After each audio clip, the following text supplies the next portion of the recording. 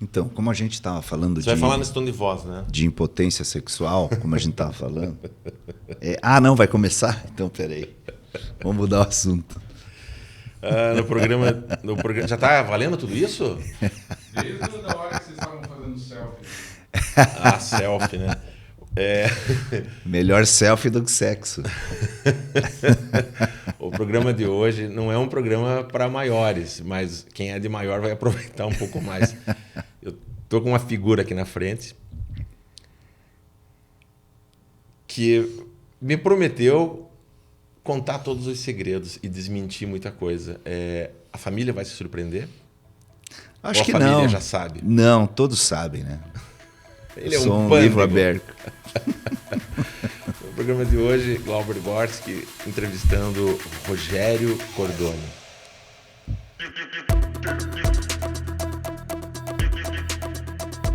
Rogério Reichert. Reichert, alemão. Como é que pronuncia isso? Reichert. Reichert. Primeiro Reich, segundo Reich, terceiro Reichert. Eu já sei que um dos desafios que eu vou ter aqui é colocar você no sério. Porque você é um cara que tira as pessoas do sério. Uhum. A gente vai falar de algumas coisas. Eu tenho problemas. Você tem problemas. Os teus problemas não me interessam e não interessam para quem está ouvindo. Tudo Agora, bem. as soluções que você tem para os seus Ótimo. problemas, ou que você possa ter, isso sim talvez seja algo que possa inspirar as pessoas. Uhum. Você está vendo que eu estou construindo uma persona aqui. Certo. A persona do entrevistador, do podcaster. O interlocutor. Um interlocutor. Um lado que você não conhecia de mim. Quando eu te convidei para participar desse podcast, você falou, porra, Glauber, vamos falar da nossa história. Eu falei, qual história? Nós não temos uma história. Não, vamos falar agora da nossa não. história. Agora você esqueceu tudo que a gente fez. Com o entrevistador, com o podcaster, a gente nunca fez nada. Essa é a entendi. primeira vez. Com o outro, Certo. o outro Glauber, sim, temos algumas histórias juntos. A maior parte é muito divertida. Porém, eu tenho à minha frente um cara que é múltiplo também, como tantos outros que Multi-homem. são na vida. É um multi-homem. Eu já quero falar de uma coisa que é um serviço obrigatório aqui. Que é falar do cara, vocês devem ter percebido, o Rogério Cordoni, ele usa parece uma peruca isso, mas na verdade é só tinta. Tem implante já ou ainda não? Não. E tem um segredo. Tem um segredo? O segredo é a costeleta. A costeleta é... Uma vez o Ivo do Blindagem falou, porra, Rogério, você carrega na sua face um amortecedor de coxa. Garanto que isso é o frisson das mulheres. Esse é o segredo. Tá certo, tá certo. Quer experimentar? Não, passa, obrigado. Essa figura aqui, que algumas pessoas acham que é parecida com a figura mítica do cantor e artista Elvis Presley, o rei do rock, né? O rei do rock. O rei do rock. Isso é uma praga na tua vida, uma maldição ou é uma bênção? Talvez. É uma bênção e é uma maldição ao mesmo tempo, né? Uma bênção para mim, né? Digamos assim, que caiu no colo. Deus foi muito generoso comigo em me fazer parecido com o rei do rock and roll, né? Mas claro, se eu fosse parecido com o Tiririca, eu também estaria fazendo sucesso como Tiririca. Não tenho nenhum problema em relação a isso, né? Eu sempre encarei muito na boa essa questão de ser o Elvis e tal. Mas para quem está comigo, família, sempre é um problema, né? Onde eu vou, o pessoal quer tirar foto, quer contar uma história e tal. E o Rogério é uma pessoa, mas o Rogério, imitador do Elvis, ele carrega uma responsabilidade do Elvis. Então eu tenho que tratar muito bem as pessoas. Não que eu não trate, mas eu sou obrigado. Eu tenho essa responsabilidade de ser carinhoso com as pessoas, ser atencioso, porque daí não é o Rogério, é o Elvis que está falando naquele momento com aquela pessoa. Na verdade é o Que teu um negócio, artista, né? Que é... Teu ganha-pão, o parte do teu ganha-pão tá aí. Exatamente, mas tem uma coisa muito legal que vocês não sabem. Eu até então era um baterista parecido com Elvis. Era um baterista parecido com Elvis. Comecei a fazer shows de Elvis, performances, viagens para o exterior, turnês. Mas o Glauber, o Glauber foi o primeiro cara que me descobriu, não sei aonde, me chamou uma vez para uma gravação do Humor Mix, você vai lembrar disso.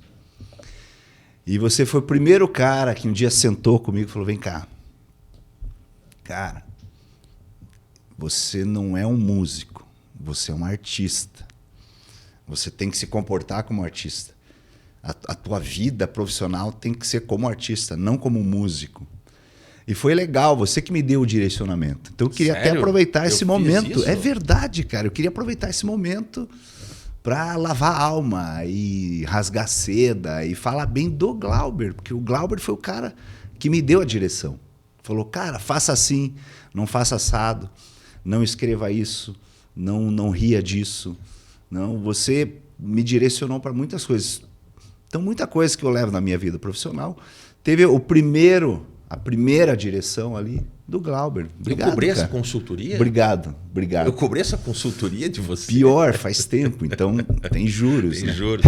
Bom, deixa eu só ambientar para quem está pela primeira vez aqui de passagem conhecendo a gente. O Rogério Cordoni é um Elvis impersonator. Eu achei impersonator, bonito. Bonito. É um cover do Elvis Presley, de uma fase... Um tributo. Um tributo, né? Que pega uma fase bem grande, extensa, né? Da carreira curta, né? Dele, né? E eu conheci ele casualmente, né? Você poderia estar aqui sendo entrevistado para esse programa, mesmo sem eu ter um histórico com você. E eu tive a grata alegria de poder dirigir ele há muito tempo atrás em quadros de humor, e inclusive num programa cultural, um piloto de um programa que chegou ao ar muito interessante, que era o Revisita, que tinha um valor cultural muito grande. E assim, você falando que eu te falei essas coisas, eu sinceramente eu não lembro, mas não me é estranho, porque são recomendações que eu dou a todos. Quando a gente está à frente à câmera, ou seja, quando a gente está com a nossa imagem disponível a outras pessoas, a nossa responsabilidade aumenta. Não que a gente não tenha responsabilidades, como dizem os filósofos, né? O homem é o que ele é quando a última porta se fecha atrás dele. Uau. E quando ele está sozinho é como ele se manifesta. Então, se você, por exemplo, vou jogar, estou com um lixo na mão aqui, um pedaço de papel, tem as pessoas que estão olhando, você joga na lixeira. Mas se você está sozinho, você joga na lixeira ou você joga no chão? Ou joga em qualquer lugar? É ali que você se revela. E o meu convite que eu faço sempre para as pessoas, e as pessoas com quem eu já trabalhei podem confirmar isso, é você cuidar da tua pessoa social para que isso também impacte na tua pessoa privada. Porque você vai se tornar um ser humano melhor. Porque Stanislavski já falava na educação, no método do ator, né? Para você ser um bom ator, você tem que ser um ser humano melhor. Então, para eu melhorar o artista, eu preciso melhorar o ser humano. Sacou? Você percebe quanto isso na tua vida faz diferença? Não por eu ter falado, mas o quanto isso no entorno. Profundo mesmo. Algumas pessoas dizem que você tem que ser profissional o tempo todo, aonde quer que você esteja. Profissional em que sentido? Eu sou essa profissão? Não. Rogério Cordoni é pai. Então, enquanto pai, ele é o pai profissional. Ele é marido. Enquanto marido, o marido profissional. Ele é um músico profissional. E o que implica ser profissional? Implica todas as responsabilidades que isso tem a ver. Você faz aquecimento vocal quando entra no palco? Sim. Sempre? Eu sou bem metódico com a minha empresa, digamos assim, com a minha firma. É um profissional. Né? Que sou eu. Sim. Então eu tenho que ter esse cuidado no aquecimento, no descansar. Eu tenho momentos técnicos de descansar durante o dia. E o desaquecimento também pós-show, para poder manter para os outros eventos. Né? Mas é legal isso que você está falando, Glauber. Você não só como o diretor, para mim, você é o nosso exemplo de diretor. Eu sempre falava isso para você. Cara, eu gosto que você me corrija, eu gosto que você me dirija. Porque além de diretor, você é um professor. Né? Então, para quem não sabe, o Glauber foi professor universitário, então ele tem essa vocação também de ensinar. É uma coisa muito legal, porque você ser dirigido e você aprender... Então, assim, eu vejo o quanto eu cresci na minha profissão graças ao teu empurrão ali no começo, a gente teve muitos momentos legais. E é legal a gente lembrar disso, né? Bico Preto, outras coisas, né? Não sei se a gente pode falar. O que a gente não pode falar aqui? Porque esse assunto ficou um pouquinho sério demais aqui e nós temos que quebrar agora Tem isso que aqui. ter o Bico Preto. Eu quero saber, a gente vai falar do Bico Preto aqui. Ou a gente vai deixar na dúvida o nosso easter egg aqui. Eu quero saber o que a gente não pode falar. O que você não quer citar aqui? Não, acho que pode falar Eu de vou te tudo. dizer o que eu não quero falar. Eu Tá. não quero falar de política. Ah, não, isso não. Entendeu? É verdade. Eu não quero falar de É religião. verdade. Aqui com você hoje, eu não quero Sei. falar disso. Eu acho que o nosso público também não merece ficar discutindo certas coisas. Mas Até poderíamos falar alguma coisa de política e de religiosidade, de como que a gente encara tudo isso. Mas eu acho que não é interessante para as pessoas, né? Elas querem saber isso, esse backstage, né? Esse aprendizado, essas histórias. Eu acho que isso que é bacana, né? Quando a gente concebeu esse projeto, esse podcast do Contato Imediato, eu atribuí valores para esse programa. A gente já vai deixar de ser sério de novo, tá? Mas eu atribuí alguns valores, né? O nome dele, o Contato Imediato, se refere a isso, né? A um contato mesmo, né? E uma coisa já, né? Tanto para nós que estamos aqui, como para aquela pessoa que está acompanhando a gente agora. E eu pensei, do que a gente vai falar? Vamos falar sobre tudo um pouco, com o viés de contar histórias que, de um modo geral, tragam um tipo de inspiração. E essa inspiração, ela vem por três possíveis caminhos, né? Que é o querer, o saber e o lazer. Eu acho que do saber a gente já falou bastante, a gente pode retomar. Do querer a gente vai falar um pouco, mas a gente vai mergulhar no lazer. Dentro do lazer, você falou que você era baterista antes de ser Elvis. Então, antes de ser baterista, você era um músico. Esse músico. Me conte um pouquinho dessa tua história pessoal, o quanto isso te facilitou a estar onde você está hoje, o quanto isso te deixa confortável, você enquanto músico. Porque hoje você, como instrumento, tem a tua voz, teu corpo, né, teu semblante, né, e o violão. Né? Mas você toca piano também. Toco vários instrumentos, né? Baterista de mão cheia mesmo. Até uma vez a gente foi fazer um teste, né? E você falou, Rogério, quais instrumentos que você toca? E na época nós tínhamos um outro diretor também, que meio que pressionava todos os nossos projetos. E ele ainda enfatizou. Mas, Rogério, você sabe tocar todos os instrumentos? E eu falei, sei. Então, vou te dar um acordeon. Lembra disso? O único que eu não sei tocar é acordeon. Flauta, você toca? Flauta doce? Toca bem a flauta doce? Eu tocava flauta doce. Eu participei de uma orquestra de flautas, olha, inclusive, que legal. Na época da Belas Artes. Mas foi engraçada essa história do acordeon, que a gente foi entrevistar o Piazito, lembra disso? E a gente chegou na fazenda do cara, que é um hotel e tal.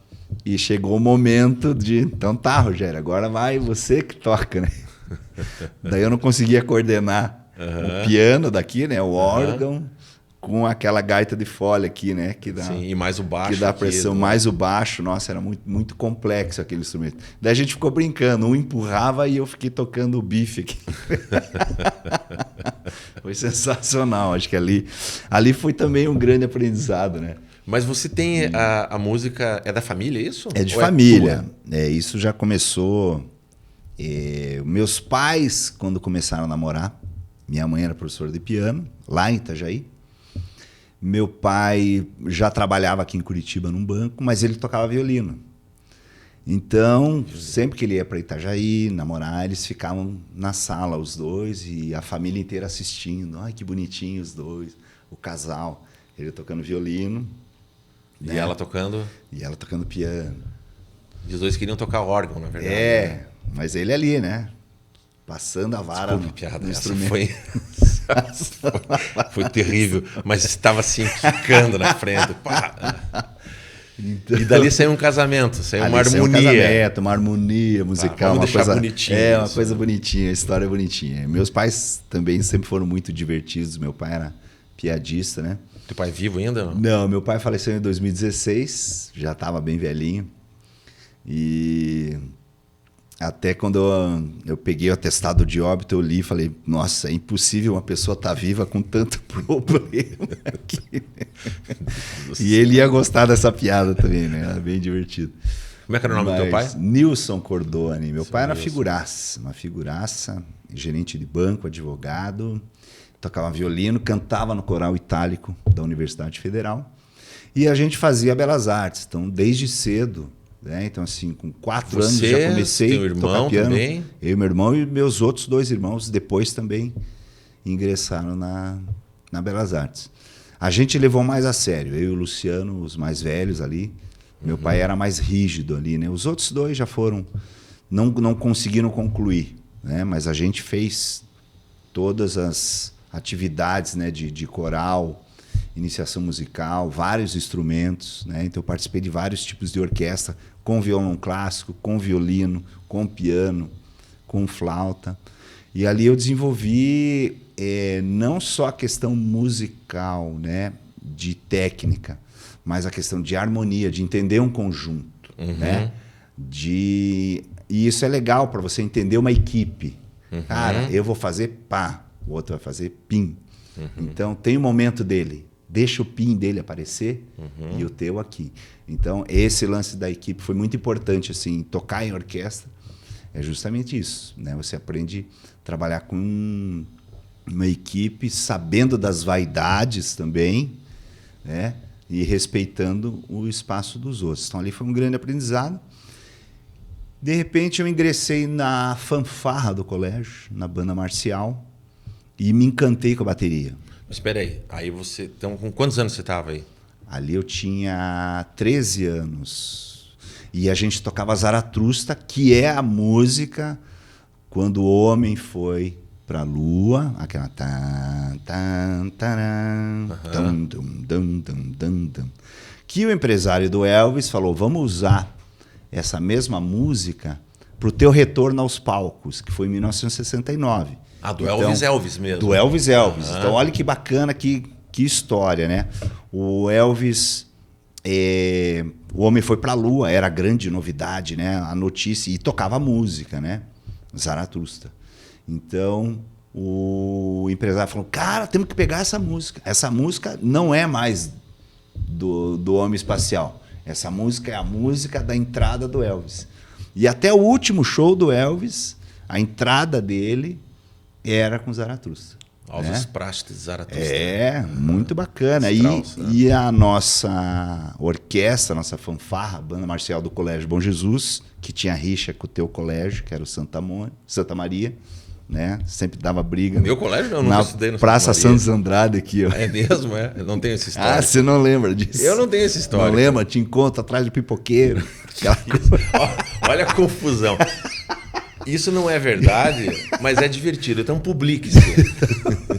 Não, tinha essa briga entre os colégios maristas, né, e franciscanos na nossa época. Porque Tudo muito muitos cristão jovens, isso. Tudo muito cristão. Eram as cruzadas, né? Então era muito divertido. Isso explica o mundo, né? Pois Senhor, né? Ninguém briga pelo diabo, todo mundo briga por Deus, né? E entra essa controvérsia. A gente não ia falar aí, de religião nem de não política. Ia falar de, né? Mas não tem já jeito, deu. né? Não tem jeito, sempre cai Tá, nisso. você que puxou o assunto. Isso. Daí só voltando, daí a nossa banda marcial, orquestra, fanfarra, ficou em segundo lugar do campeonato brasileiro de fanfarras, com essa música. E na época eu tocava caixa, então eu aprendi a rufar, fazer outros ritmos, e me encantei com bateria, e comecei a tocar bateria. Então, com 13, 14, 15 anos, eu já tinha bateria. E daí foi a época do heavy metal. E minha mãe ficou, a vida inteira a gente ouvindo música clássica, música boa. Vocês ficam ouvindo aí essas músicas agora, os caras. Isso nos anos 1980, isso? E o Elvis tinha recém... Final dos anos 70. Né? Todo mundo fala assim, o que aconteceu quando o Elvis morreu? Né? Daí eu falo, não, eu ganhei emprego. Não, tô brincando. Mas não, o Elvis não morreu. O Elvis se eternizou, né? Então é isso que a gente sempre tem que acreditar, né? Que o Elvis não morreu, não pode morrer, né? A gente não pode matar uma figura tão importante que foi na história mundial da música. Então, com isso, eu sofria muito bullying também no colégio, né? Com essa coisa de, você é parecido com o Elvis. Ah, sério? Tinha isso? Muito bullying, muito bullying. Mas você usava topetinho, costeleta, não? Eu sempre fui a cara do Elvis, né? A cara sim, mas... Sempre fui, não tinha como escapar disso, né? Então, assim, de verdade, se colocar bem colocado um ao lado do outro, não são parecidos. Passariam com um primo de terceiro grau, entendeu? Talvez. Sobrinho. Mas, assim, por exclusão do restante, você é o cara que mais parece. Eu era o mais parecido. E também era meio parecido com o Paul McCartney também na época ali, assim. Então eu brincava com essas duas coisas. Mas tinha esse preconceito, porque estava vindo o heavy metal. Então, e o que salvou eu e meu irmão o rock and roll com a orquestra, para a gente quebrar aquele tabu em casa, porque meu pai só ouvia música clássica. Na época tinha o 3 em 1, ou tinha o receiver, né, que era um sistema de som já com 3, né? Então tinha o tape módulos, deck, né? Um módulo e tal, né? Então meu pai montou uma sonzeira na sala e ele só ouvia música clássica. Então assim, como é que a gente vai ouvir o nosso rock, né? Então o Queen foi a banda que salvou a gente, né? Meu irmão descobriu o Queen, e o Queen tinha muita coisa lírica, muita coisa de ópera, de orquestra, misturada muita com harmonia, rock. né? Muita harmonia, muito arranjo. Muito arranjo. Meu pai adorou o Queen. Falou, o Queen, para mim, é a banda... legal. Sim, porque é a banda...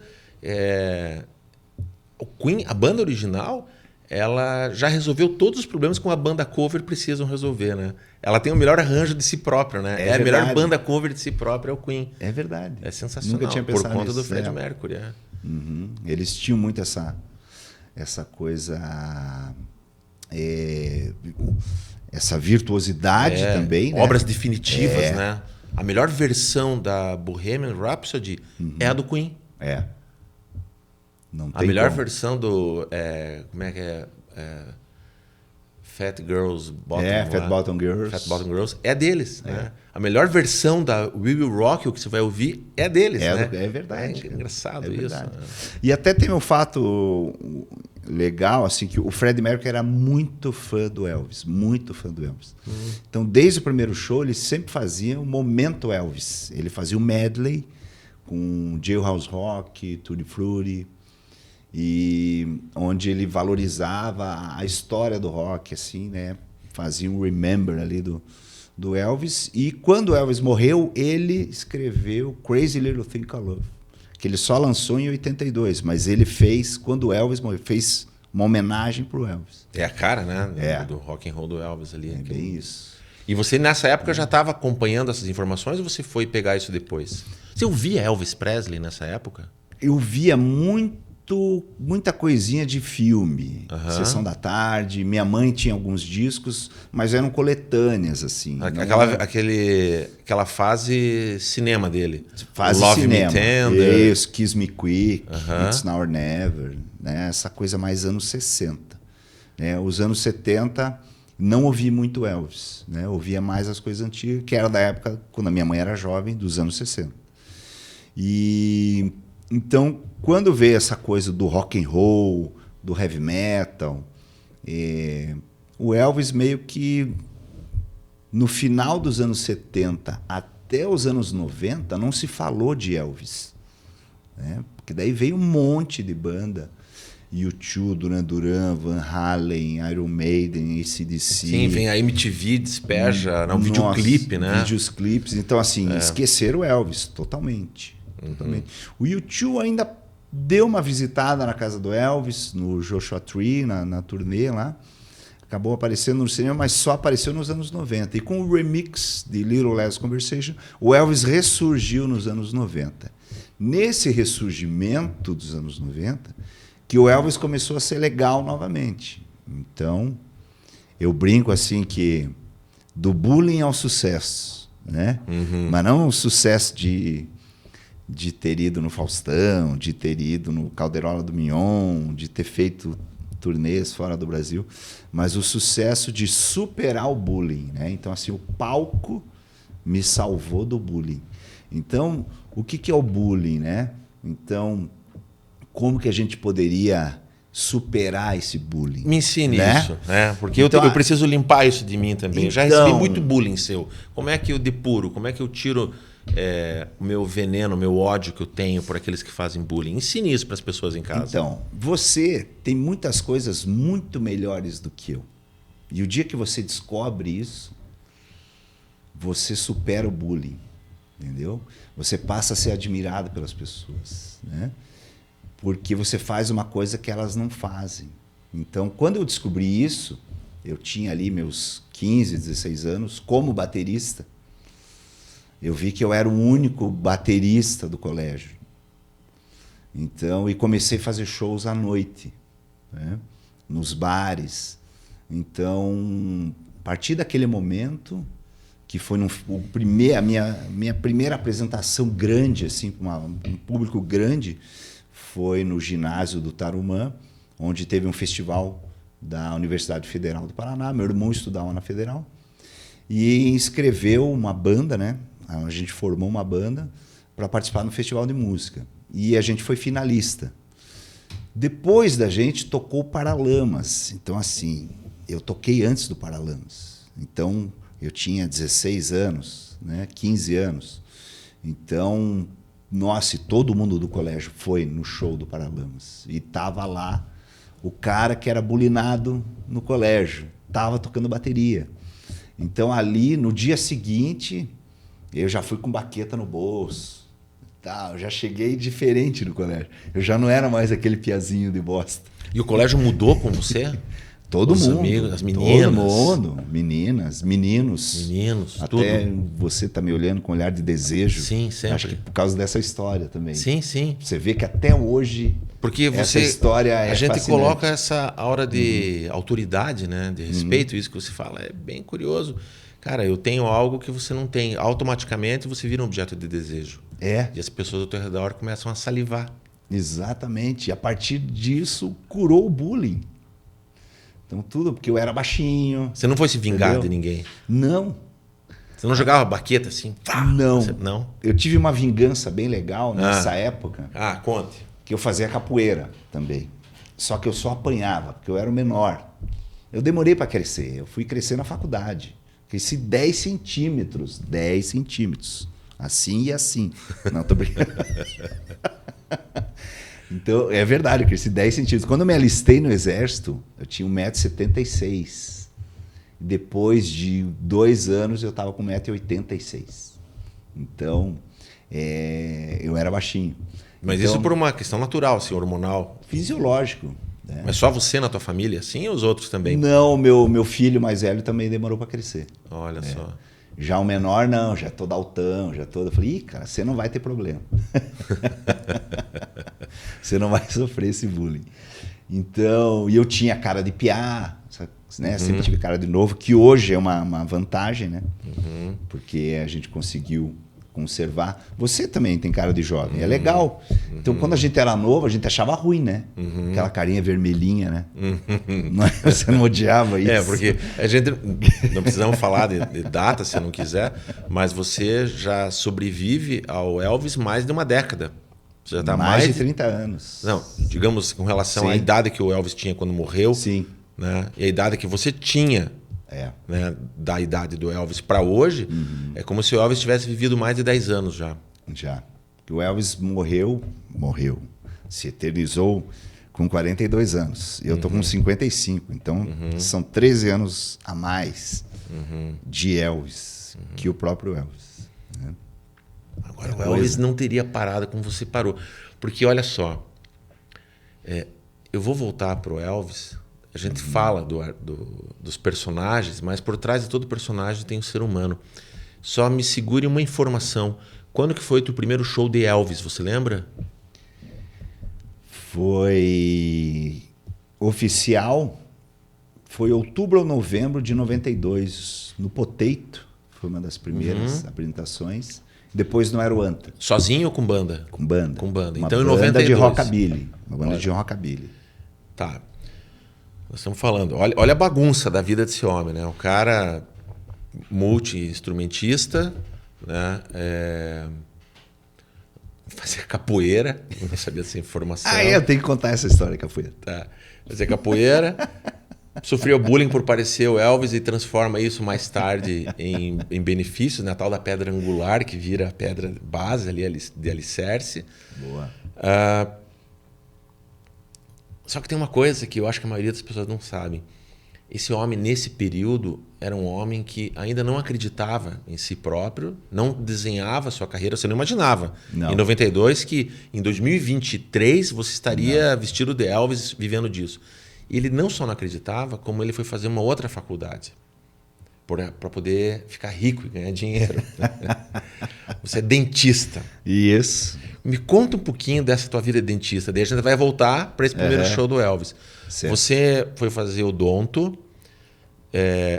Você tem formação como músico? Você tem diploma de músico ou não? Tenho formação de música clássica. Tenho formação acadêmica de dentista. Porque daí eu tinha duas opções. Ou fazer licenciatura em música, que a minha mãe fez. E de seguir carreira profissional de música clássica, digamos assim. Virar professor, tocar em algum lugar. Na época, ter academia de música, coisa e tal. Né? E eu fui para odontologia, até porque era uma coisa legal, né? Porque namorava as garotas, falavam, esse aqui é meu namorado, né? Você é músico, mas você trabalha? Claro, eu sou dentista. Então ali era muito legal. Isso também curou uma parte do bullying, uma parte de trauma que muitos músicos têm, né? O músico, ele se sente ofendido, ele se sente o artista reprimido, de modo geral, o artista geral, né? Ele tem esse complexo, né? Ele carrega assim como algo que não serve para nada, né? Sendo que cultura e arte tá em tudo, né, cara? Você não vive sem arte e sem cultura, né? E assim, só voltando nessa época da odontologia, que eu já fazia shows e ainda fazia capoeira e ainda apanhava de todo mundo e ainda era baixinho, eu entrei baixinho na faculdade. Né? Teve um show no Yacht Club de Caiobá e toda a segurança na frente do palco, camarim, aquele corredor para os artistas passarem, foi feito pela Muzenza na época, que era onde eu treinava a capoeira. O mestre Burguês era excelente, o mestre. Ele era o cara mais legal comigo, mas os alunos eu apanhava de todos eles. Todos eles estavam fazendo segurança para mim. E ali foi a minha grande vingança. Então Deus foi tão bom comigo que em vários momentos na minha vida eu tive o melhor momento de se vingar, entendeu? Pô, esse teu Deus, eu tenho medo dele, cara. Não, porque ele foi bom com você e foi sacana com todos os outros. Mas olha só, eu saí do camarim. A gente não ia falar de religião, hein? Olha só. Mas volte e meia. E eu cumprimentei um por um os caras que me batiam. Você é sádico, além de tudo. Entendeu? E todos assim, Rogério, beleza? Beleza, Rogério, beleza? E tal. Eu fui até o palco. Assim, aquele dia eu lavei a alma. O ser humano, dizem que quando o ser humano, eu acho que é Santo Agostinho falava isso, quando o ser humano tem um desejo de vingança e planeja a vingança, ele é meio ateu, né? Ele não confia na justiça divina, porque ele quer fazer com as próprias mãos, né? Quando você foi fazer vestibular, eu vou fazer odonto. Por que odonto? Porque você não tinha capacidade para fazer medicina? É isso? Não ia passar no vestibular de medicina? Não, já ouvi isso. Desculpa os dentistas. Não, e era o mesmo score. Certo. Era o mesmo Mas score. por que odonto? O que te atraía nesse universo? Foi meio na louca, porque eu fui fazer aquele teste vocacional com uma psicóloga e ela falou assim, desenha. Eu desenhei. Pô, legal. Canta. Cantei. Dança. Teste de matemática, teste disso, daquilo. Daí ela falou assim, então, a pior coisa que você pode falar para um adolescente num teste vocacional, fica agora a dica para você, psicóloga, orientadora, profissional. Nunca fale para uma pessoa, você pode fazer tudo. Você tem dom para fazer tudo. Porque eu fiquei completamente perdido. Falei, cara, vou fazer arquitetura, vou fazer isso, fazer aquilo, fazer aquilo, fazer aquilo. Mas eu gostava de veterinária, alguma coisa me chamava para veterinária. E eu fiz veterinária na Federal, vestibular. E quando eu fui me inscrever na PUC, cara, o que eu vou fazer? Não tem veterinária. Daí eu ia fazer um X em medicina, fiz um X em odonto. Mas eu passava em medicina. Eu poderia ter sido um médico, hoje, quem sabe, um grande proctologista, sei lá. Né? Mas, enfim, acabei indo para odonto. E eu me apaixonei pela odonto. Você acredita nisso, cara? Sim, acredito. Nossa! Eu conheci um pedaço desse Rogério dentista. Muito legal. Inclusive, eu retornei alguns anos atrás. Hoje eu ministro aulas na pós-graduação da Tuiuti e na Positivo. Do que? De odonto? De odonto. Ah, você voltou para a docência? Uma vez por mês eu estou. Você, dentro da odonto, você foi para a parte de prótese? Prótese. Estética. Parte também de dor orofacial, cirurgias também. Então, cuida de ATM, essas coisas todas. Então... Eu sou esposo de uma dentista. Então, é verdade!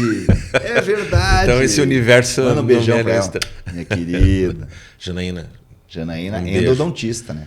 Ela é endodontista. Ela não é endodontista. Ela faz dentística, mas ela não é porque não tem a titulação, não tem a certificação. Mas ela entende de canal. Mas ela tem muito prazer. Mas ela entende de canal. Sim, muito. E por que ela não vem consertar aqui por no 12? Não, tô brincando. Piadinha boa, né? Tá. Aí você tem essa vida bígama de artista, né? Isso. E profissional.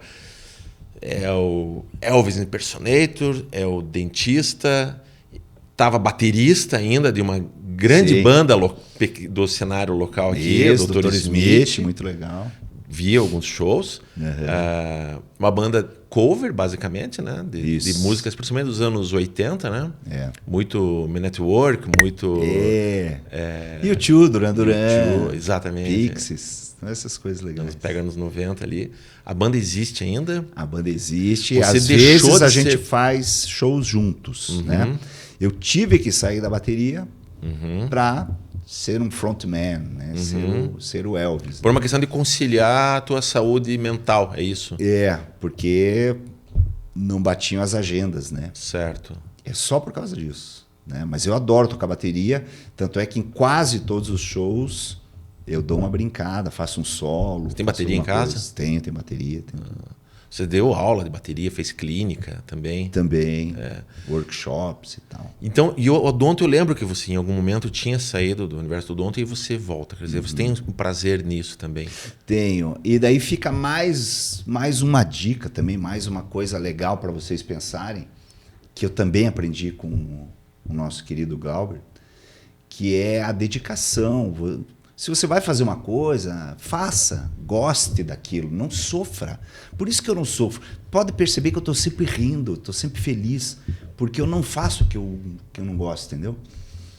Pô, se eu não gosto, eu não faço. Chega uma hora que eu largo. Então, assim, quando eu estou na odonto, eu sou dentista. Quando eu estou no palco, eu sou artista, entendeu? Quando eu estou no camarim, eu sou um ator pornô. Então, assim, eu sou tudo. Você tem que fazer o que gosta. Tem que ser profissional em cada momento da sua vida. Estudar, né? Até ontem fui fazer uma apresentação de Natal. Eu fiquei estudando a história das músicas, decorando a entonação de como cantar aquelas músicas, porque tem toda uma história, né? Que os americanos, os ingleses inventaram, né? Com essa coisa do Natal. É cultural. E aqui não, aqui é calor, né? Aqui não tem essa neve. Né? Então, e todas as letras tem neve, tem isso. Então, para eu entrar nesse personagem, nesse universo do Natal, ontem eu fiquei pesquisando bastante para fazer uma apresentação legal. Então, assim, eu tento me dedicar ao máximo. Coisas que você me cobrava. Pô, Rogério, você está fazendo coisa aí que você nem sabe o que está fazendo. Vá a fundo, estude, pesquise, vá atrás. goste, né? Se intere do que está fazendo, né? Isso foi muito legal. Então, Também não lembro de ter falado isso, mas Não, é muito coerente. Você é o tipo do cara... o Glauber, muitas vezes... O programa é sobre o Rogério. Não, mas eu te dou mas essa legal licença aqui. o Glauber, ele às vezes fere num comentário que depois, com o tempo, ele vai se curando quando a gente entende o que o Glauber falou lá atrás. Então, às vezes, eu me ofendia com alguma coisa que você comentava. Ixi, lá vem a vingança. E depois eu ia corrigindo e falei, pô, sabe que o Glauber tinha razão, cara. É que eu vou te falar assim, o que eu olho? Essa ferida acho muito bacana isso. é como uma agulha da acupuntura. Ela pode doer, mas ela tem uma função ali. E você tem que, é nesse sentido. Nesse sentido, com certeza. E mesmo que a pessoa não entenda isso naquele momento. Né? E eu tenho esse problema, às vezes, de falar, não digo falar a verdade, mas de magoar, de ofender. Né? E às vezes tem que fazer isso. Às vezes você tem que ofender, você tem que magoar, para a pessoa realmente ver que ela está no caminho errado, está fazendo errado. Né? Daí eu criei uma frase, baseado em tudo que você me ensinou, que eu uso muito na faculdade, inclusive, com os alunos. Né? Só existe uma maneira de fazer as coisas, a maneira certa. Você pode fazer errado e dar certo. Certo. Mas a chance de dar errado é grande e depois que deu errado, você fala, puta, eu devia ter feito certo. Isso na odontologia funciona muito, porque tem situações que, puxa, eu não vou pegar aquele pincel que está lá, vou fazer aqui mesmo, com essa espátula. Mas o certo era ir lá, parar tudo, pegar o pincel e fazer. Daí dá errado. Porque diferente assim de outras áreas, a área da ciência mesmo, principalmente da saúde, a gente caminha em pegadas que já foram pisadas por outros, para que tenha certeza de que aquilo funciona. Mas no processo artístico nem sempre é assim, porque tem uma outra frase, então já que você é um colecionador de frases, que eu vou dar para você, que eu aprendi com uma outra pessoa bem mais inteligente do que eu, que é antes feito do que não perfeito, entendeu? Exatamente, essa. Porque essa precisa é muito boa fazer. também. É lógico, quando você está sobre a saúde de alguém, está sobre sua responsabilidade. Peraí, né? Não vou fazer porque eu acho ou porque não tem um outro caminho. Mas quando você está produzindo para si próprio, e esse é o lado artístico de cada um de nós, a gente primeiro faz. Depois a gente avalia se o que a gente está fazendo está correto ou não, porque senão fica só muitas no vezes sonho fica no sonho, né? e você não realiza. Fica no etéreo, aí do etéreo vai para o papel e do papel, cara, tem que ir para algum lugar, tem que publicar. Esse podcast é fruto disso. Esse podcast eu demorei muito tempo, porque eu ficava conceituando. Em off comentei com você, né, uma ideia que eu tinha para um outro podcast, de construir, que nunca aconteceu, mas esse aqui acontece. Né? Então, fazer acontecer na vida das pessoas é importante. E você é um cara, nesse sentido, como tantos outros que eu tenho encontrado por aqui, que está sempre fazendo. Né? Porém, você está sempre fazendo a mesma coisa. Sim. Você está sempre cantando as mesmas músicas. Não. Eu quero falar do Rogério autor. Cadê esse cara? Então agora vem a grande sacada. Eu criei vários produtos do Elvis. Né? Então, assim, baseado num personagem, baseado num case, eu criei o bloco do Elvis. Então, o que é o bloco do Elvis? É um trio elétrico, tem alguma coisa de Elvis, mas 90% é música nacional e músicas nossas, do bloco, músicas autorais, com uma pegada de rock samba, né? Ou samba rock, ou axé rock, né? Ou reggae. Então, que tem funcionado muito em resorts. Eu tenho feito esses shows com o bloco do Elvis. Tem funcionado no litoral paranaense. Eu tenho feito bastante coisa com a RPC. Fiz até o bloco Julino e Junino, que daí fazia versões de forró com rock e outras coisas.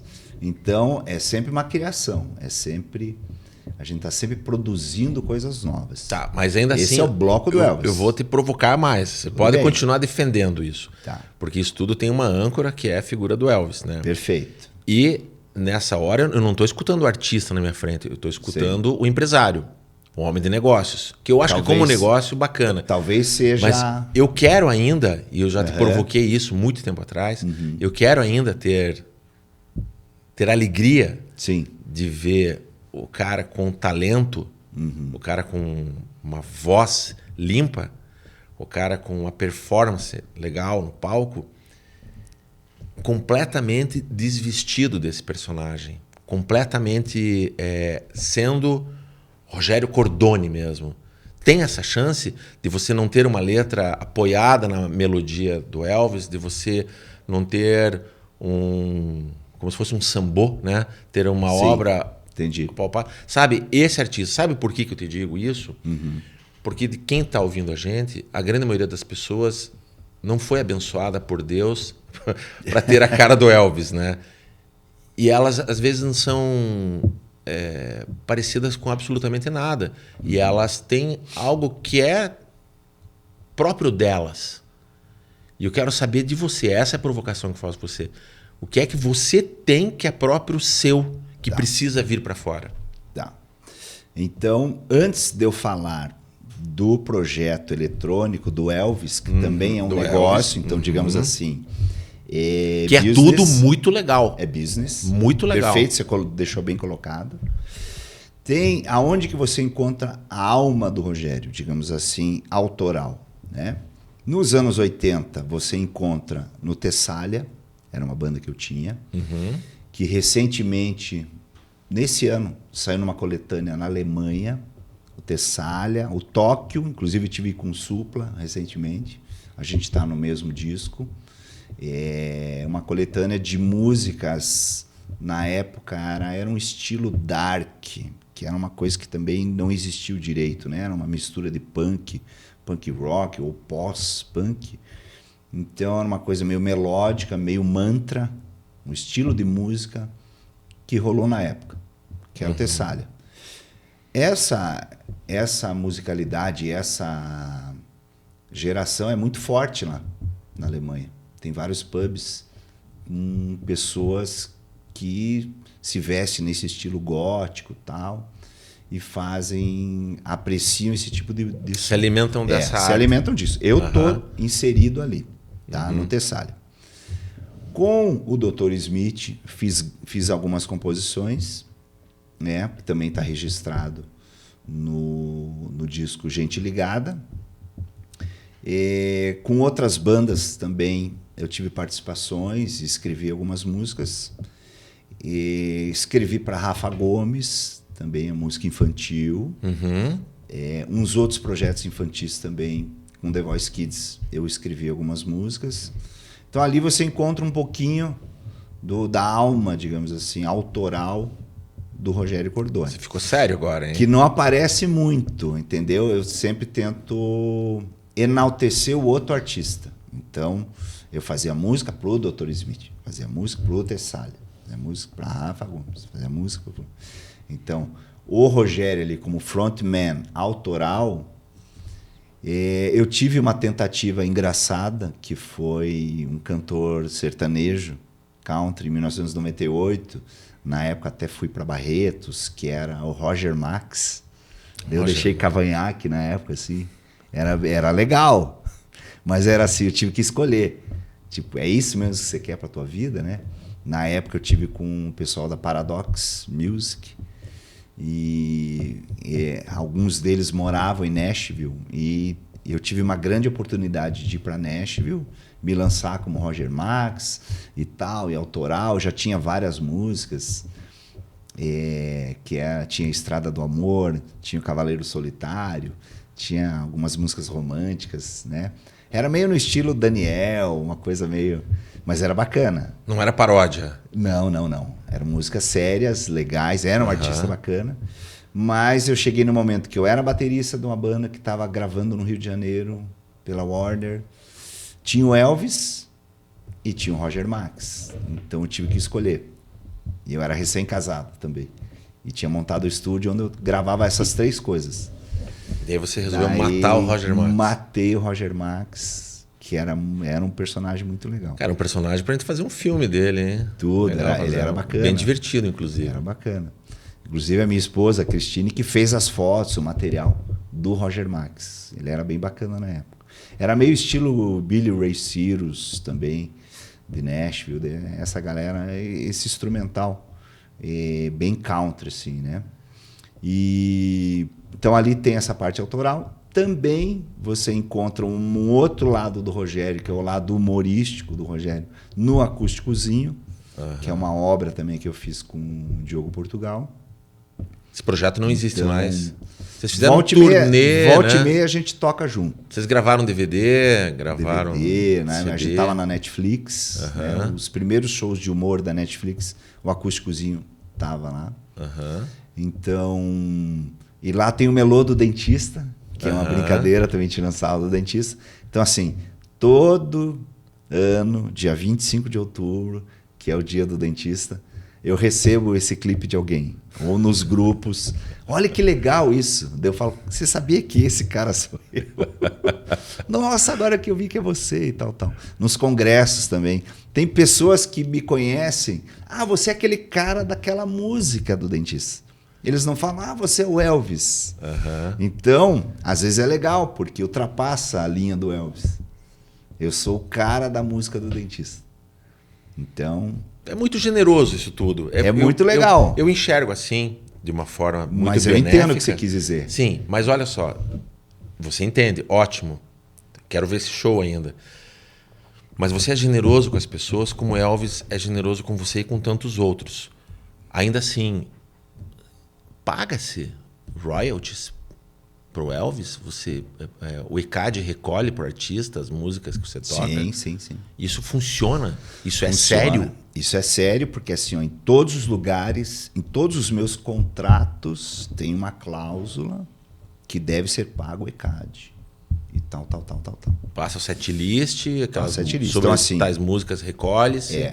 Os lugares já pagam ECAD. Então já está embutido que vão pagar músicas pro Roberto Carlos, pro Elvis, pro Tim Maia, para isso, para aquilo. Tem música que você não pode tocar? Eu sei que o Roberto Carlos é meio chato com algumas coisas. Essa eu música não ninguém posso... pode tocar. Lady Laura não pode tocar, não sei. Não, eu não posso, por exemplo,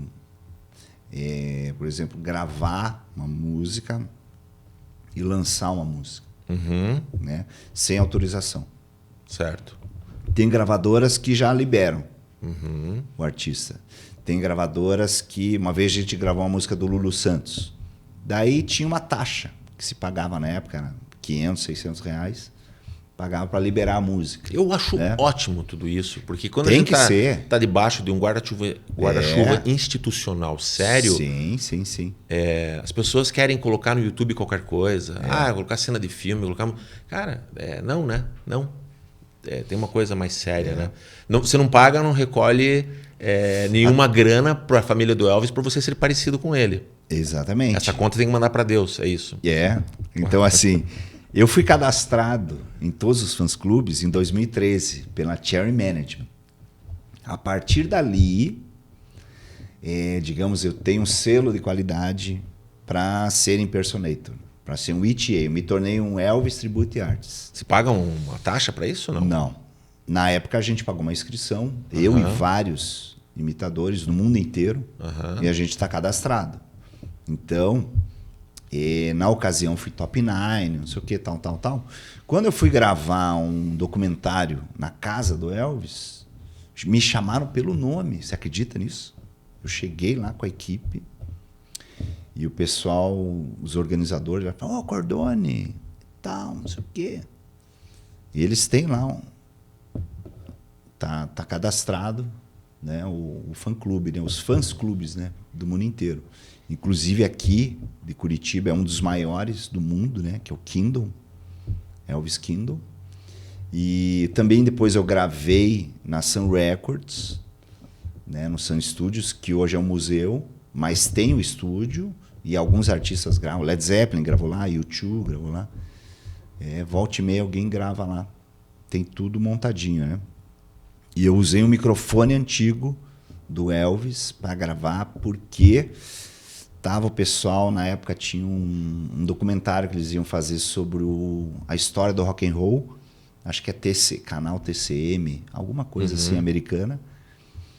E quando eles me viram lá, coincidentemente, não, vem cá, tal, esperaram todos os turistas sair, falaram, vamos gravar depois das 5 da tarde. Né? Daí eu pude gravar com todos os equipamentos lá.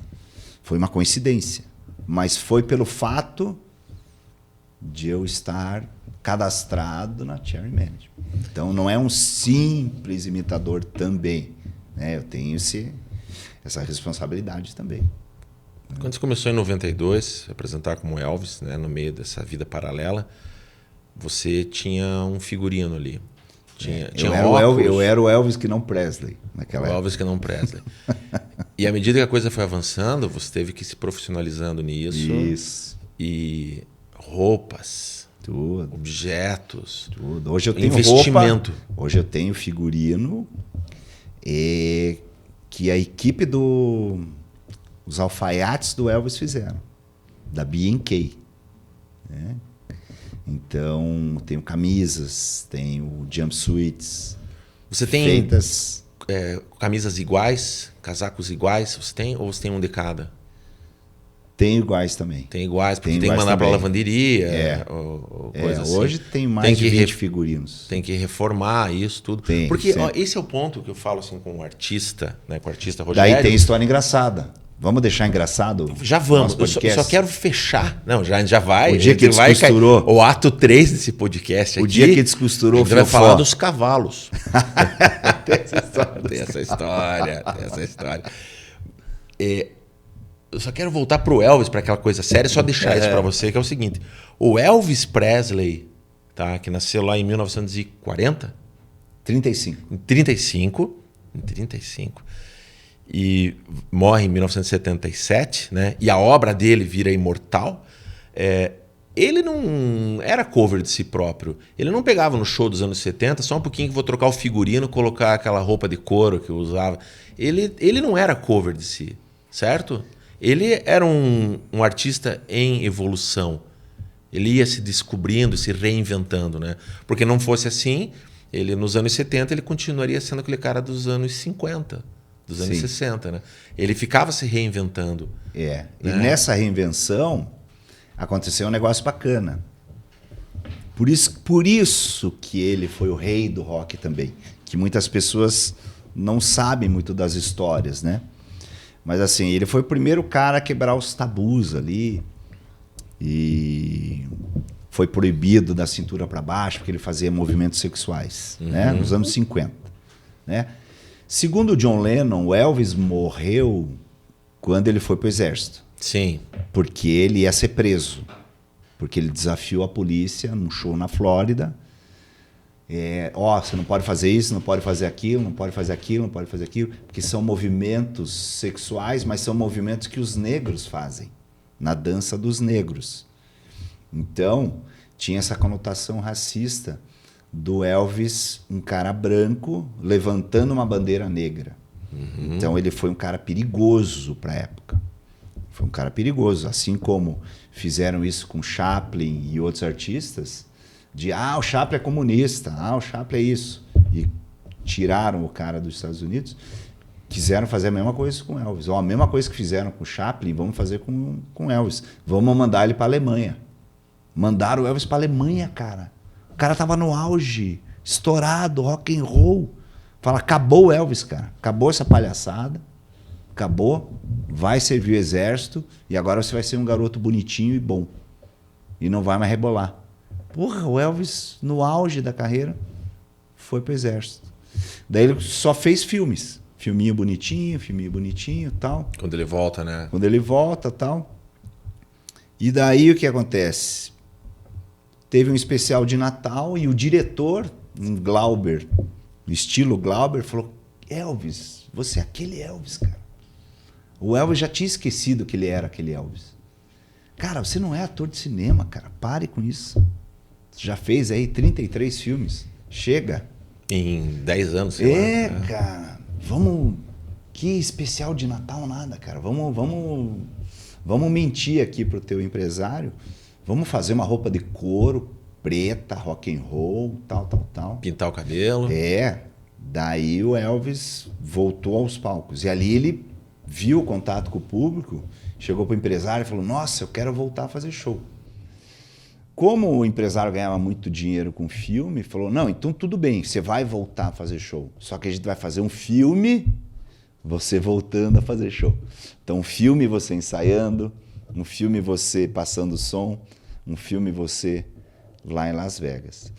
Daí o Elvis que desenhou a roupa de Las Vegas, aquela roupa branca, que é uma mistura de kimono de karatê com aquele super-herói, o Capitão Marvel Jr., né? Que tinha gola alta, costeleta, o topete, olho azul, igual o Elvis. Era o Elvis, né? O Elvis tinha esse gibi tá lá no museu da Sun Records, o gibi do Elvis. Então ali ele se inspirou com a capa, tanto é que o Elvis entrava de capa, mas era como se ele fosse um super-herói. Performático ali. Performático. Mesmo. E essa roupa ele lançou em 69, certo? Com a música do O Homem na Lua, Zaratustra. O que aconteceu? Quando veio o Woodstock, o Jimi Hendrix, Roger Daltrey e várias bandas falaram, cara, olha a roupa do Elvis, cara. Fizeram a roupa igual. O macacão. Ninguém usava macacão. Ninguém usava. O Elvis inventou o macacão, que é a jumpsuit. E o Jimi Hendrix foi lá, tocou o hino americano. Na época estava tendo guerra do Vietnã e tal. Ele com a roupa do Elvis, digamos assim. Ele estava um Elvis negro, né, com a roupa branca. E logo em seguida, Queen, Kiss, Deep Purple, Black Sabbath, todas as bandas dos anos 70 e as bandas de heavy metal usam macacão, jumpsuit. A turnê Gimme Shelter, que começou em 69, dos Rolling Stones, Mick Jagger mandou fazer uma jumpsuit. Ele usava uma roupa igual a do Elvis. Nem Mato Grosso usava uma jumpsuit, né? Com aquele pullover aqui aparecendo. Uhum. Então, assim, o Elvis não foi só um cantor de rock, né? Ele criou coisas que até hoje as pessoas usam sem saber que foi. Por isso que ele é o rei do rock, né? Ele criou a vestimenta do rock de todas as fases, dos anos 50, 60 e 70. Que loucura. É legal isso. Uma enciclopédia. Entendeu? Chega de Não, é que eu gosto de rock. O Prince, por exemplo. O Prince usava muitas coisas inspiradas no Elvis e no Jimi Hendrix. Né? Ele misturava esses dois personagens, mais a soul music, né? James Brown e tal. Maravilhoso, enfim. Prince. Maravilhoso palco. Muito também, legal. Muito legal. E tem mais uma coisa. Eu nasci dia 12 de janeiro e o Elvis dia 8 de janeiro. Então, assim, eu me identifico muito com... Os dois capricornianos. Com a personalidade do Elvis, sabe? É como se, assim, às vezes dá vontade de... Você não enjoa disso, não? Não, às vezes dá vontade de chegar pro Elvis ali em 77 e falar, Elvis, para. Parou. Não vá pro banheiro. Entendeu? Entra o João Kleber. Para. Para. Vamos retomar tudo. Entendeu? Vamos refazer figurino, mudar o estilo. Que vários artistas, no final dos anos 70, tiveram que entrar no disco music, né? O próprio Rolling Stones, o Queen, todo mundo foram mudando de estilo, né? Ali era o momento de para, Elvis. Vamos renovar repertório, fazer tudo, né? Não deu tempo. Não deu tempo. Não deu tempo. Você não cansa do Elvis? Você nunca cansou? Chega assim, putz, chega, pra mim deu. Vou raspar a costeleta, pintar o cabelo de loiro e... Isso aconteceu na pandemia. Aconteceu na pandemia? Veio a pandemia, daí eu deixei a barba, fiquei de barba, cabelo branco, eu era outra pessoa. Eu parecia os meus irmãos. Todo mundo falava, e você é o Luciano ou é o Cassiano? Não, eu sou o Rogério. Sério? Aquele Elvis? Mudei completamente, assim. Então tá à tua disposição essa possibilidade. Tá, e eu gostei demais, Aham. né? Assim, é legal estar livre de um personagem, né? Que eu tô em cartaz há 30 anos, né? Por mais quanto tempo você vai ficar em cartaz, como Elvis? Você tem um plano para isso ou não? Ou vai seguindo? Eu vou seguindo. Como eu tenho esses produtos que eu fiz, e agora também estou com Elvis eletrônico, que me permitiu fazer algumas músicas, né? Então, ele é um Elvis espacial, é o Space Elvis. E no autoral ele é o Space EP. Space? EP, EP. que é EP Elvis Presley. Space EP. E é fácil de falar, né? Nos Estados Unidos fala Space P, Space P. Então vai ficar sonoro, né? O Space P. O que é o Space P? É um som eletrônico, autoral. E eu já tenho várias músicas gravadas. Já estou usando ela em alguns shows. E em breve vai estar em todas as plataformas. Então esse é o projeto para 2024. É o Space P. Você tá com a agenda cheia? Graças a Deus, está bem bacana. Tá. Bem cheio, bem A gente não legal. vai falar de Deus. Contas eu falei pra pagas, você. Que tudo bom. certo. Que venham os boletos. Ainda assim, você é também envolvido com alguma coisa de assistencialismo, no sentido de fazer show beneficente? Tem muita ação social que já vinha lá dos meus pais. Né? Desde Certo. pequeno a gente já sempre É uma coisa faz. tua isso? Já, isso é natural. Isso a gente também, como eu te falei, a gente não sofre, né? Tem pessoas que sofrem em fazer as coisas, né? Então, eu não sofro em ajudar as pessoas, né? É uma coisa natural. O fato, voltando à figura do Elvis, eu vi que eu tinha mais possibilidade de ajudar as pessoas. Porque é uma figura muito forte e faz com que as pessoas acreditem e passem a contribuir, né, com as instituições, nos eventos e tal, pelo fato de estar o Elvis lá, né? Então, digamos que é um caminho para ajudar o próximo também, né? Então,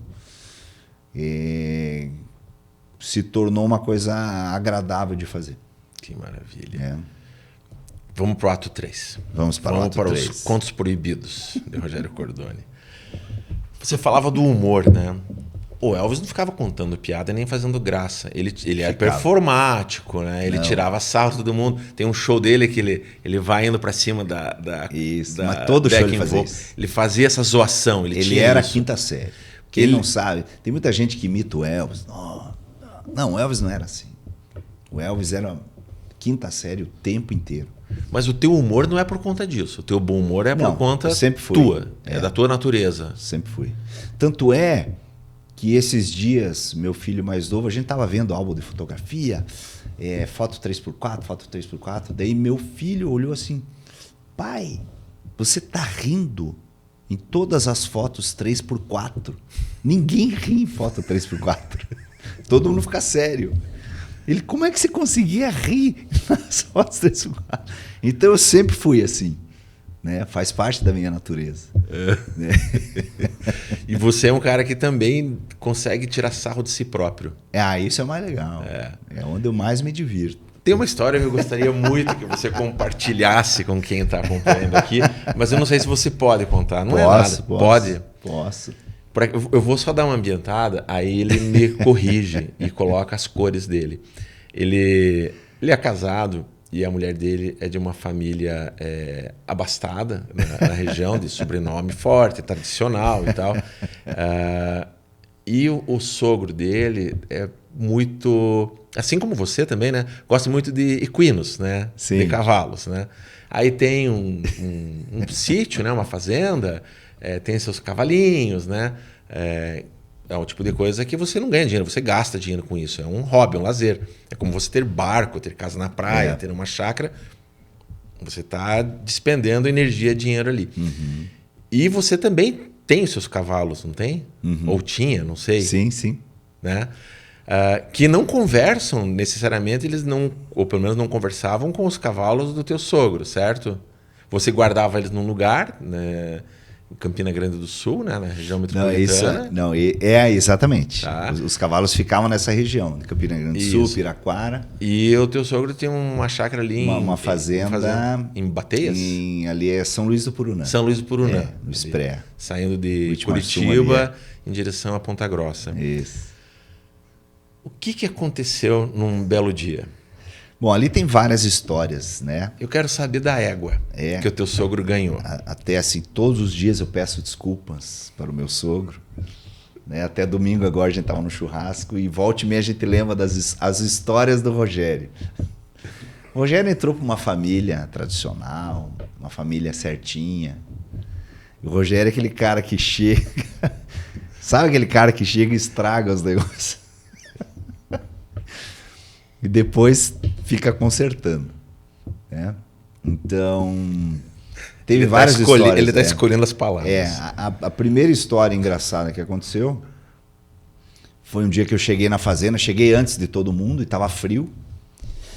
E eu cheguei e tal, já tinha lenha ali na lareira ali.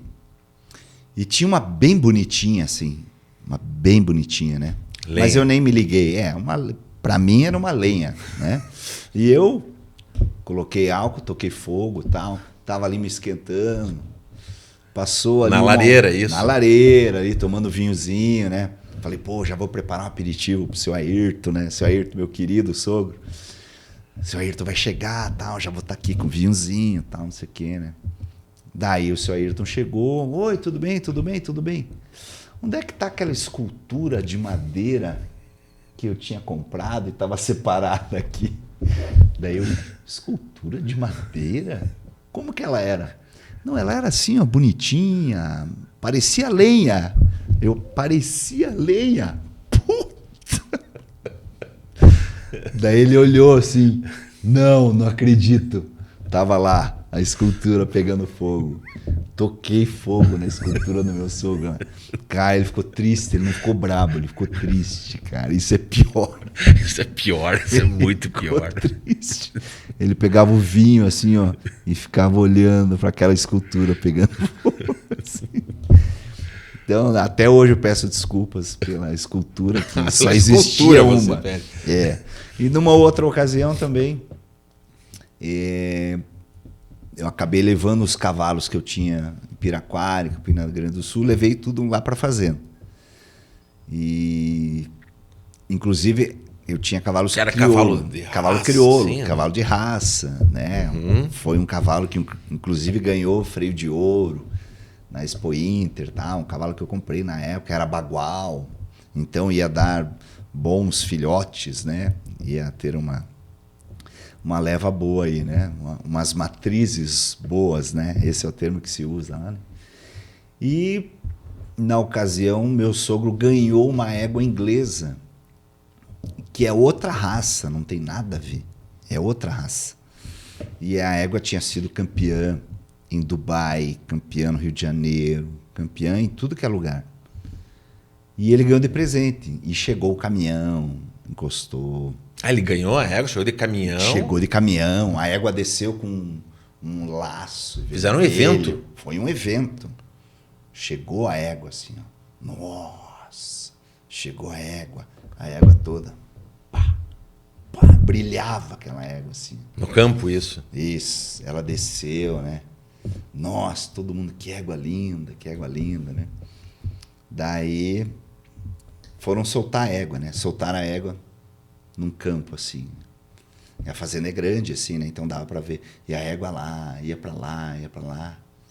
E todo mundo, meu Deus, que bonita essa égua. A égua é aquele estilo alazão, né? Aquela égua vermelha, assim, bonita, assim, né? E ela andava brilhando, assim, aquela égua bonita. E do outro lado da fazenda tinha o Black, que era esse meu cavalo, bagual, né?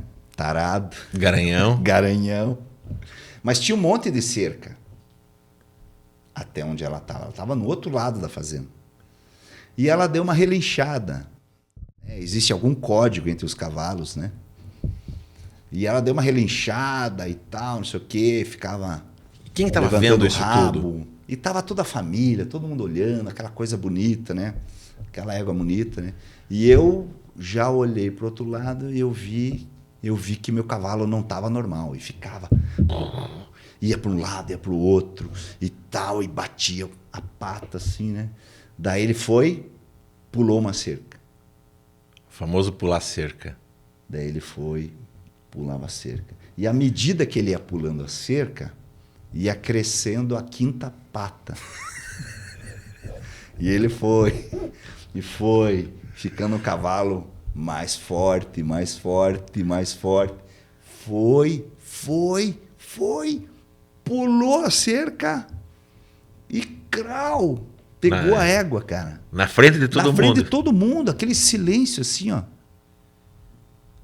Daí aquele silêncio, aquela coisa acontecendo ali. O cavalo cruzando com os movimentos pélvicos. Aqueles movimentos, assim, aquele silêncio. Todo mundo meio tipo, cara, será que tá acontecendo isso mesmo? Tal, né? Daí um peão que estava encostado ali, falou assim, olha lá, seu Ayrton, olha lá o cavalo do Rogério cruzando com a tua égua. Daí eu falei, seu Ayrton, o que não é igual ao dono é roubado, né? Eu falei assim, fui dar uma piadinha sem graça, né? E aí ficou aquele clima, né? Tipo, pô... Daí já saiu aquele cavalo assim, né? Depois, né? Aquela situação, quase que o cavalo falou, me dá um cigarro. Ele saiu meio torto ali. Meio torto ali, os dois cavalos ali. Ficou aquela coisa, vamos almoçar, não sei o que e tal. Eu sei que a égua acabou emprenhando, né? E ela tinha um problema, ela não podia emprenhar. E essa égua acabou morrendo, cara, depois de 3 meses, cara. Ela morreu por causa do meu cavalo. Cara, a gente perdeu a égua, cara. Perdemos por causa desse episódio. E então, você assim, continuou genro. Continuei genro. Né? E por aí vai. Tem várias histórias na fazenda, né? Mas essas aí foram trágicas. Assim. Uma terceira para encerrar essas histórias. Só uma que você me contou. Uma terceira, das charretes. Meu sogro comprou 2 charretes, né? Uma vermelhinha e uma verde. Para que ele comprou as charretes? Pra gente brincar. Os netos. Os netos, todo mundo andar. Amarrava num cavalo ali e ficava andando. Ficava andando dentro Aquela da fazenda. charretinha de uma rodinha a cada lado, Isso. Um banquinho. Isso. Ia sentado 2, 3 ali. E daí aconteceu uma situação que a charrete chegou antes do arreamento, que é aquele monte de couro que amarra o cavalo, que deixa o cavalo pronto para andar numa charrete. Só que tem um detalhe, não é qualquer cavalo que puxa uma charrete. Ele tem que ser treinado para isso. Uhum. E as charretes eram bonitinhas? Assim? Lindas, lindas. Foram feitas em céu azul. Né, pertinho de Foz do Iguaçu. Foram encomendadas, sim. Foram encomendadas. É um dos melhores lugares do Brasil, que tem essas charretes especiais e tal. Chegaram as charretes e falaram, o arreamento só vai chegar semana que vem. E como eu era todo metido a peão, tal, eu falei, que arreamento que... Mas o que você estava fazendo lá? Tava a família toda lá? Tava a família inteira, aquele domingão de família. Eu falei, vamos fazer o seguinte, vamos pegar, põe o cavalo aqui, ó, põe a charrete atrás, eu amarro na sela do cavalo e eu vou em cima do cavalo puxando a charrete. Claro. Tudo certo. A gente fez isso, né? Quem a gente? Quem estava vendo isso? Então... Teu sogro? Meu sogro estava dormindo essa hora, mas estava a família inteira. E a minha mulher, ela é engraçada, ela já prevê as coisas. Ela falou assim, vai dar merda isso aí. Rogério, vai dar merda isso aí. Rogério, você sabe o que tá fazendo? Eu falei, claro, pô, eu sou peão. Eu empinava cavalo, brincava de laço. Não, eu sou peão. E daí, meus cunhados me ajudaram ali e tal. A gente amarrou certinho, tava tudo certo. Tudo certo, pô, vamos... Só que não combinaram com o cavalo. A hora que o cavalo encostou a bunda ali, que ele sentiu que estava preso, ele começou a pular. E eu pulei no pescoço junto e fui indo. Pulando. O cavalo saiu uma disparada. Puxando a charrete. Passou no meio de 2 árvores, fez um golaço assim, passou no meio de 2 árvores. E a gente, ainda bem, né? Não aconteceu nada. Cara, no primeiro buraco que ela passou, a charrete começou a rodar e começou a voar pedaço da charrete. Pedaço para tudo que é lado, pneu, as madeiras, tudo. Cara, começou a arregaçar e o cavalo estava nervoso, arrancou uma cerca, entrou no milharal e foi fazendo um caminho assim, ó, no milharal. Deu a volta na fazenda, arrancando tudo assim, ó. Cara, coisa de 15 segundos. Ele fez um estrago que você não tem noção. Mas um estrago gigante assim, ó. Na plantação. E as crianças vendo aquilo? Todo mundo vendo assim. Nossa, que merda. Quem que vai falar pro seu Ayrton agora? Putz. Daí ficou aquele nervoso, né? Isso era umas 2 da tarde. O seu Ayrton só foi acordar às 5 da tarde. E o então que você falou? Você foi conversar com ele ou não? Sim, mas daí o problema é você esperar, né? Essas 3 horas, a gente catando pedaço, tentando colocar milho no lugar, consertando cerca. Virou um mutirão. Família inteira tentando arrumar a cagada do Rogério, né? Todo mundo ali naquele... Nossa, cara, que desespero. Hoje dá pra rir, mas na hora ninguém tava rindo disso. Na hora tava todo mundo sério. Rápido, rápido, antes que o seu Ayrton acorde. Como se adiantasse alguma coisa. Daí ele acordou. Meu cunhado foi muito legal. Décio, obrigado, cara. O Décio que me salvou. Ele falou assim, pai, essas charretes não são muito boas, né? Como assim não são muito boas? Elas não são muito resistentes. Não são. Como assim não são resistentes? Não, a gente foi brincar aqui, ó, o cavalo foi já... Ela virou, já quebrou. Como assim? Onde que ela tá? Daí a gente tinha colocado lá num barracão, assim, ó. Lá no escuro, assim, ó. Tinha uma novinha e uma inteira torta, assim, cara.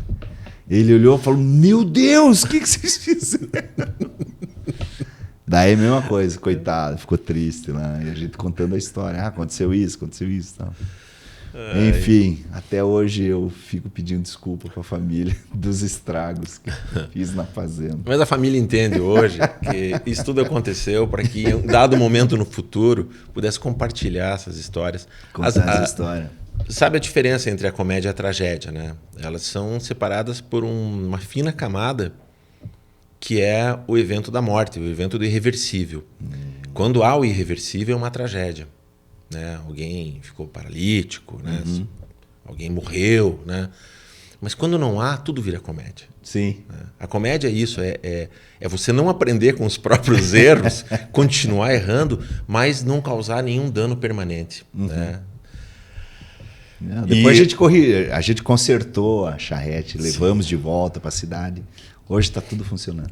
Que maravilha.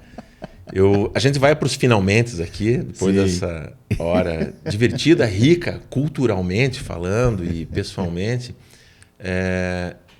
Indo para o final, eu sempre peço para o entrevistado para recomendar algum livro ou algum filme para quem está assistindo a gente, alguma obra que tenha sido inspiradora para você ou que tenha sido emocionante. Tem algum livro que você poderia indicar? Então, eu gosto muito do Poderoso Chefão. Do Mário Puzo. Li os livros e assisti toda a série. Estou sempre revendo. Então, tanto livro quanto filme você indica? Tanto revendo algum momento, alguma cena, alguma história. Ali é muito rico em muitas coisas, né? Na questão familiar. Né? Então, assim, tanto a minha família como a família com quem eu me casei, né? Tem uma origem italiana, então tem histórias, né? Então ali a gente aprende muita coisa nesse sentido das famílias, né? No sentido dos negócios também, é muito rico nisso. E nos filmes tem muita coisa de direção, de posição de câmera, de atuação, de roteiro. Então, eu gosto muito, né? Essa trilogia é maravilhosa. O Consigliere do Michael Corleone, que era do Don Corleone, quando alguém fala assim para ele, ele fala, né? Acho que é pro Michael Corleone, eu não vou lembrar exatamente o momento assim, mas o cara fala, não, isso aqui são negócios. Aí ele fala assim, não, tudo é pessoal. Acima dos negócios está o pessoal, né? Aí vem a vingança, vem Vem né? tudo. O aprendizado, né? Vem tudo isso. Então é uma obra que vale a pena ser revisitada, mas ela não vale a pena ser vivenciada, né? Porque tem tragédias. Sim. Tem tragédias. Então a ficção está a serviço disso também. Eu quero agradecer a tua presença e eu quero só ler aqui para quem está ouvindo. Eu fiz aqui uma pequenina pesquisa procurando pelo Cordone. Eu sabia que tinha o nome do meio, né? Fui ver algumas coisas aqui. E quando eu comentei com você de que eu provoco o artista autor, né? E que você em algum momento possa se desplugar da fonte, Elvis Presley, né? Possa desplugar dessas referências, porque eu falo isso para mim também, né? A gente se apoia em referências, né? E depois a gente começa a evoluir, né? A avançar e a se mostrar quem é nós mesmos. Você trouxe isso, né? E tem uma letra de uma música que, acima da musicalidade, a letra dela expressa bastante esse meu convidado, porque foi escrita por ele. Ele escreve na letra o seguinte: todo dia eu procuro a amizade verdadeira. Tenho amigos, tenho tudo, e não falta a vontade de viver. Hoje é festa, vem comigo. Só tem graça com amigos. Trago toda a energia e não tem hora para acabar. Isso aí. Maravilhoso. Maravilhoso. Show de bola. Você é um cara Obrigado. sensacional. Essa tua energia, essa alma do Rogério, que é o que precisa ser exposto assim, ao mundo, né? Essa é a verdade. E para a coisa não terminar tão séria, tá? Um pequeno bônus aqui. Você track. com um bônus só para encerrar mesmo. Você com a tua banda, Dr. Smith, quando era baterista, vocês chegaram a ter um contrato com a Warner e iam gravar. Isso foi no ano de 1995. Certo, em 95.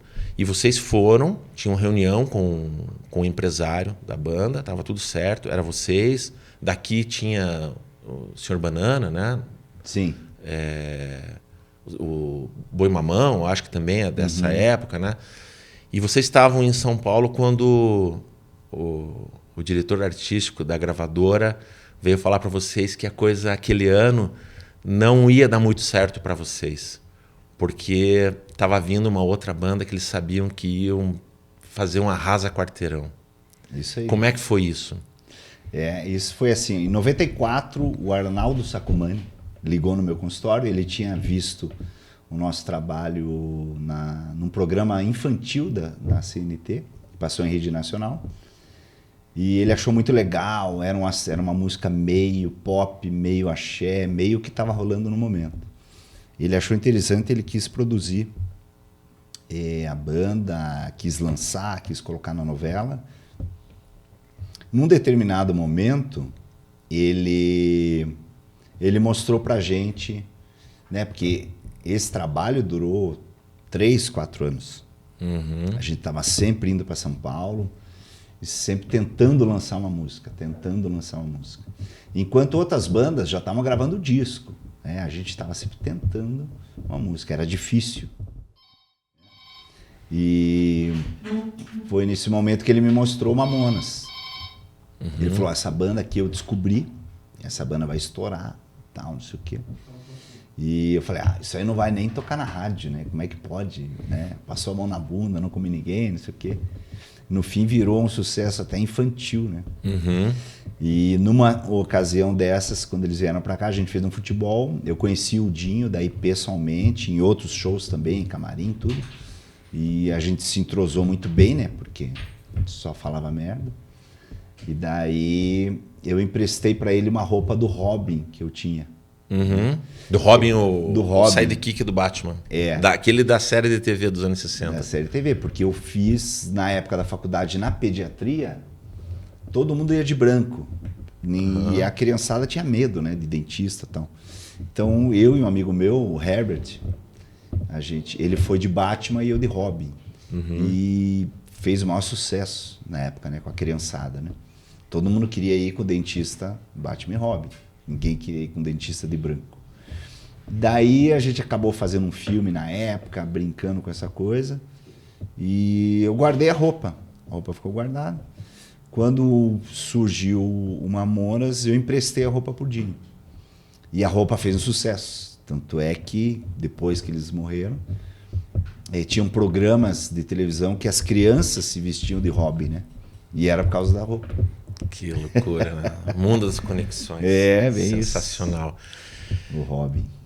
Rogério, muito obrigado pela tua presença.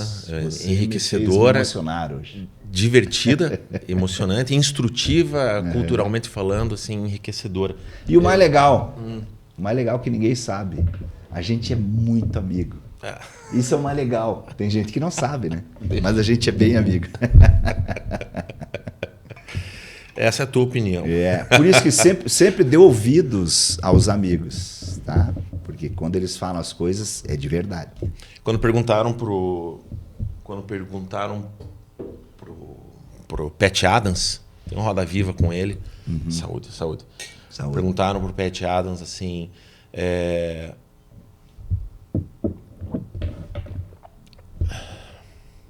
o humor é o melhor remédio? Ele fala assim, eu nunca falei isso. Eu nunca disse essa frase. O humor não é o melhor remédio. Nunca falei isso. Não estou falando que é nem que não é. O que eu sempre falei é, a amizade é o melhor remédio. É o que a gente leva até o fim. Então, agradeço também a sua amizade aqui. Show de bola. Muito obrigado mais uma vez pela audiência. Peço que curtam, compartilhem e façam os devidos comentários. E sim, quem quiser te achar nas redes sociais, te acha aonde? Rogério Cordoni ou Elvis.show. Elvis.show. Instagram, Facebook. Tá bom. Vai estar ali no descritivo. Isso. Até mais. Valeu. Show de bola. Parabéns.